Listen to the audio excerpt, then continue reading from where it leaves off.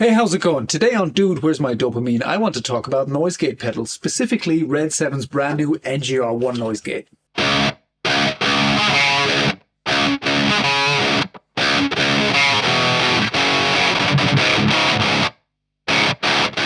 So back in the day when I was another John Brown puppy with hair and even less of an idea of what I was doing some 200 years ago, I don't remember there being a huge selection of noise gates on the market.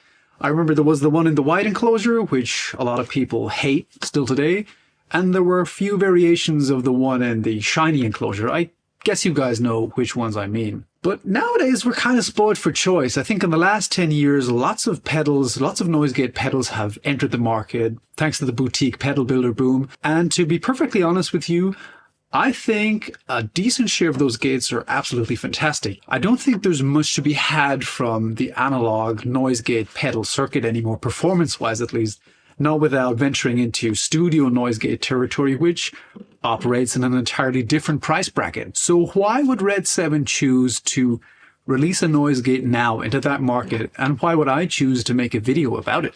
The answer to the first question is RedSeven didn't fix the performance of the noise gate pedal, which didn't need fixing in my opinion, but the way we use it, the functionality of it. I remember when I was gigging some 199 years ago, some of our songs were very high gain, and now and then there'd be a clean or a crunchy part sprinkled in. And obviously the gate was set for the high gain part. That would mean that either I'd have to do some tap dancing on stage or run the risk of some of the notes being choked off by the noise gate. And guys who use modelers don't really know that problem, because obviously with modelers, we work with presets. You have a preset for one song and another song with different gate thresholds or different presets for different parts of the song even. But what if you're old and stupid like me and would like to use analog gear for that? Then you had the option of running several gates, doing tap dances, or having a big loop set up on the floor. And to be honest with you, back in the day, I didn't have the cognitive capacity to set something up like that, and I didn't have the funds. Today, I don't want to spend the money on that, and I still don't have the cognitive capacity to do something like that. There's just too much margin for error with loads of cabling on the floor. So RedSeven kind of combined digital and analog, because this is an analog noise gate circuit with digital controls, and it allows you to save presets, which greatly improves ease of use of the noise gate.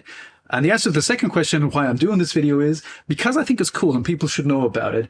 I bumped into Luca from RedSeven at Guitar Summit. We were actually talking about something different, but he handed me one of these pedals and told me to check it out. And I've promised you all full transparency on this channel. I'm not being paid for this, and I'm not even sure if I'm meant to keep this gate. He didn't ask for a video. I just think it's cool, and I'm making it. I assume they want it back. I honestly didn't ask. I'm going to figure out after the fact. Anyway, I want to show you how this gate works and what it can do and what makes it special. I've got the gate on top of my Diezel D-Moll here, which is a MIDI controllable amp, and that'll get important a little later. And I'm going to be boosting that most of the time with this Maxon OD808X. It's on my Marshall 1960 TV cab, which has a Celestion Vintage 30 MF from the year 2002 in here.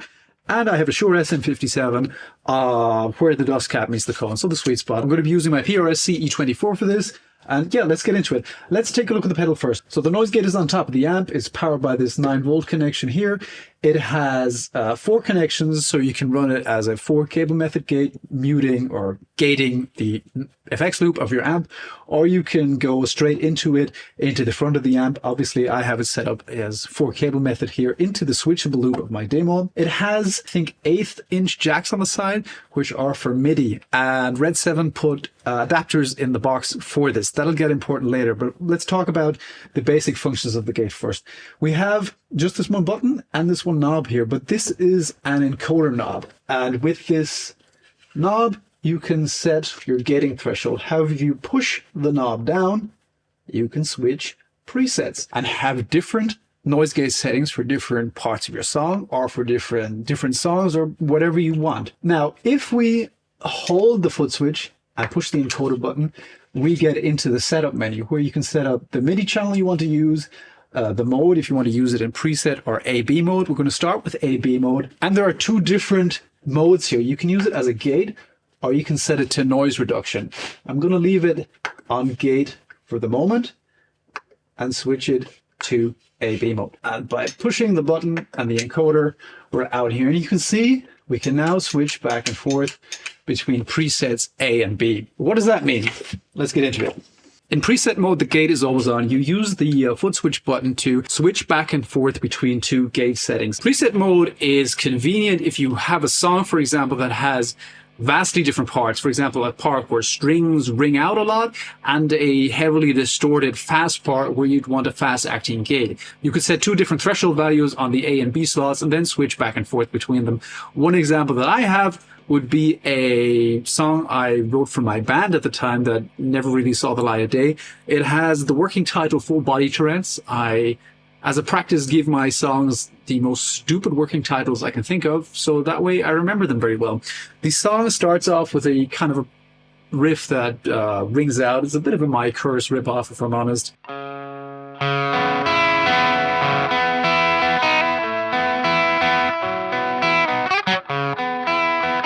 Can't even play my own songs, but it's something like that. Open strings, they ring out, but the part that comes after that is a little faster and a bit more percussive. I wouldn't call it djenty, but it kind of moves in that direction. It goes something like this.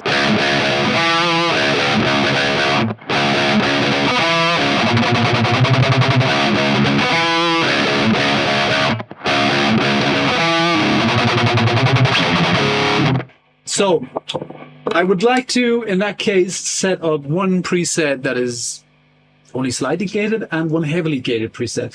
And this is a little counterintuitive. If this is at 100%, that means all the signals going through, so the gate is at 0%. So to turn up the noise gate, you turn this down, and you can hear the amp, the hiss of the amp goes away. So you can set that even more extreme. And if I switch over to B, maybe I just want that slightly gated. So the amp barely hums. That way I can do my...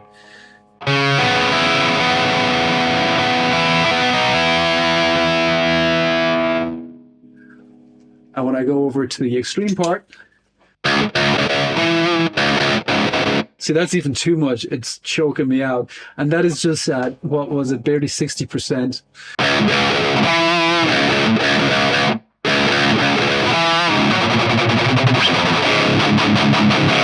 As you can hear, it gets really extreme.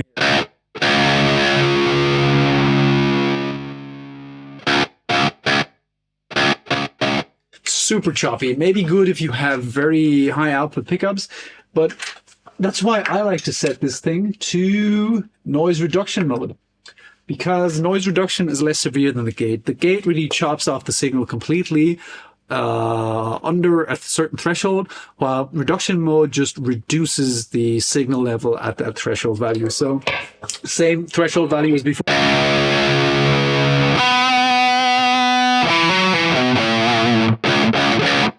I find that far more usable, and I'm going to leave it in noise reduction mode for the rest of this video. See, we have a bit more hum here. Now, the real moneymaker on this pedal is preset mode, and for that, I'm going to connect MIDI. So on the side of the pedal, there are two 1/8 of an inch jack connectors, and RedSeven puts these adapters in the box too. I wonder if this focuses. Basically, 1/8 inch jack to regular MIDI connector, because it has a MIDI input and a MIDI through jack. For this, I'm just using the MIDI in because the MIDI is going from my MIDI pedal board on the floor right there into the amp, and from the MIDI through of the amp into the noise gate pedal. You could set it up the other way around if you wanted to. I used this method because, yeah, just randomly selected. Anyhow, we can now go back into the setup menu, and now I select preset mode. The cool thing about preset mode is we now have 16 available presets or channels. I have this Engel Z something MIDI board on the floor here, with which I can switch now both the amp and the noise gate pedal. So if I can switch through, and you can see the amp is switching as well. So that way, for example, I could set up my channel 3 on the amp here. That is preset 1. Let's say I want that pretty heavily gated. Oh, it's on clean now. That, of course, is cool. Let me set up the amp for that. I'm going to go on channel 3, turn on the loop, and hit store. Let's say I want an even heavier gated sound with the mid-cut engaged on the amp. So I move to the next one. We can see preset bank number 2 on the pedal. I want that super gated. Let's go channel 3, loop on, mid-cut is already on. Store that. Now I can switch back and forth between mid-cut on and off on the amp. And I have 2 different banks on the noise gate. Next one here, let's say I want a crunchy version. Go to channel 2, turn on the loop of this amp. As I said,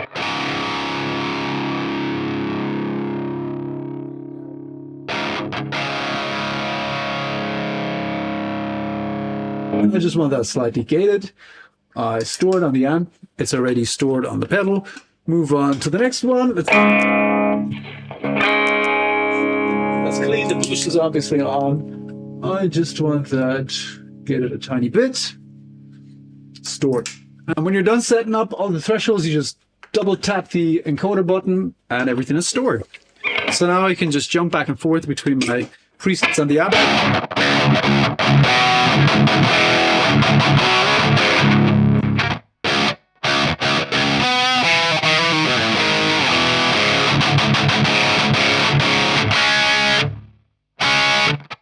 Set that even more extreme.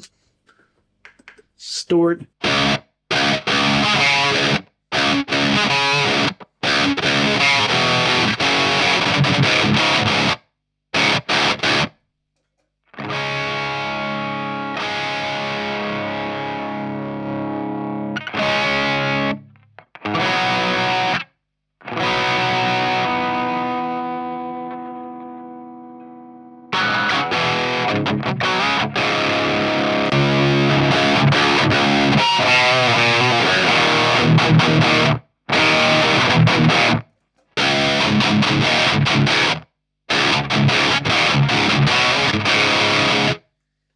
So, nifty gate, isn't it? The only complaints I would have is that the PC and CC messages for the MIDI, they're preset. You can't change them. And that is the only part where I actually had to consult the manual for this, because this pedal is super intuitive.